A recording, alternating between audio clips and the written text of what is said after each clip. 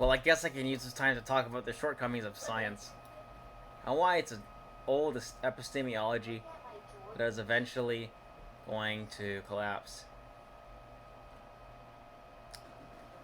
So I do believe that in the beginning, when I read about the definition of science,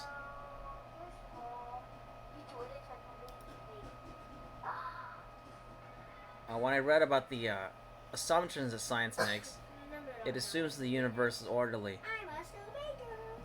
I'm making a video. Anyway, so um, it assumes the universe is orderly and assumes that these rules are consistent across space and time. These orderly rules.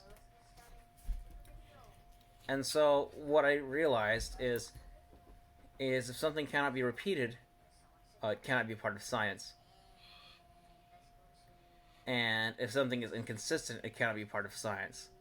So assume that we would be living in a simulation, and the simulation has rules, and somebody decides to, I don't know, add a couple thousand tons of clay just because they want to.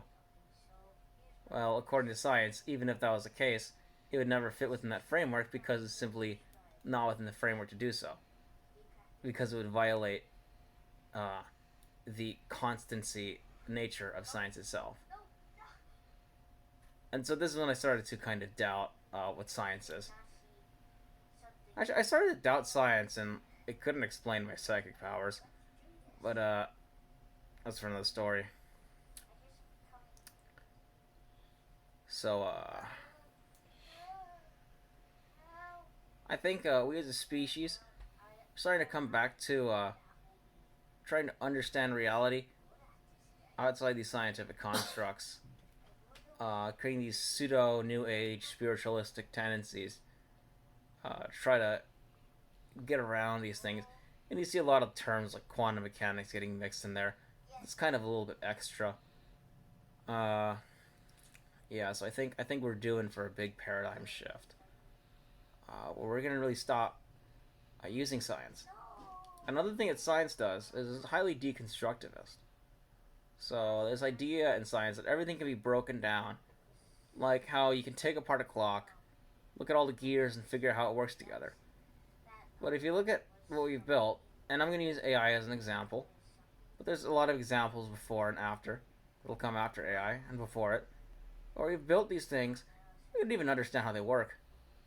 And so the idea of deconstructivism really is starting to fall apart. We're really starting to reach the limitations of what we can do just by taking something apart and splitting up into simpler components. For example, the AI black boxes that we have, they're made of simple sigmoid functions and ReLU linear functions. These are highly complex nonlinear systems, but the parts they're made of are pretty simple. Just a bunch of data and a bunch of nonlinear functions and a bunch of matrix multiplication. Yet nobody can tell you how they work. I can tell you how they use, weighted matrices and you multiply things and you add the biases. Really, nobody can tell you how these things actually work. We're studying them from the outside going in. A very similar thing happened like a couple hundred years ago when it came to chaos theory. We had these equations that we didn't understand, these strange attractors, and they acted in ways that we couldn't comprehend and couldn't predict, yet they existed entirely within the worlds of our creation. So even within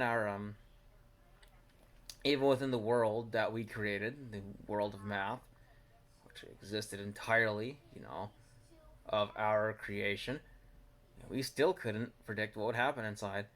If you look at Gödel's incompleteness theorem, it's kind of the same thing. It's like this whole world of mathematics we made.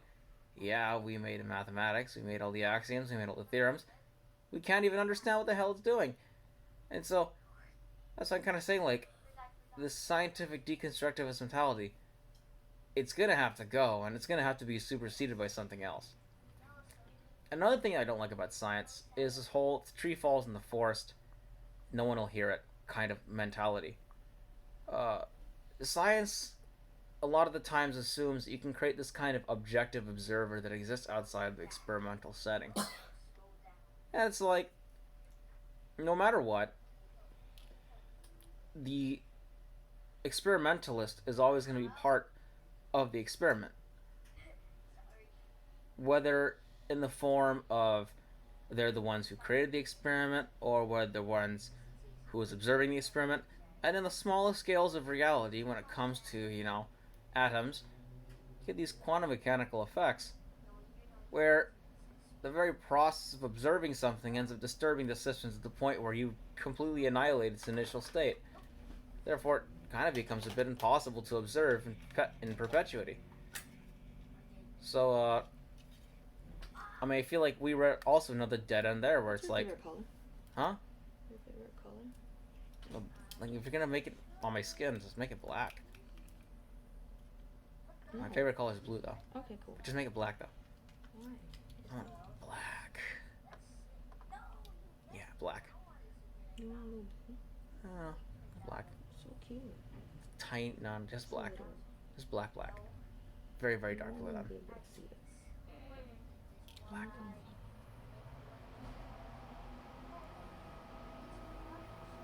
Anyway, so yeah, so even in the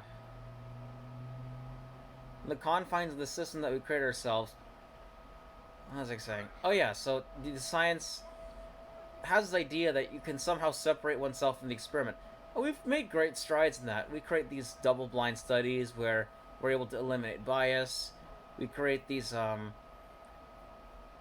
we have all these normalization things. We have these probability things where like a probability has to be above or below like 2 sigma or 6 sigma for the most rigorous experiments.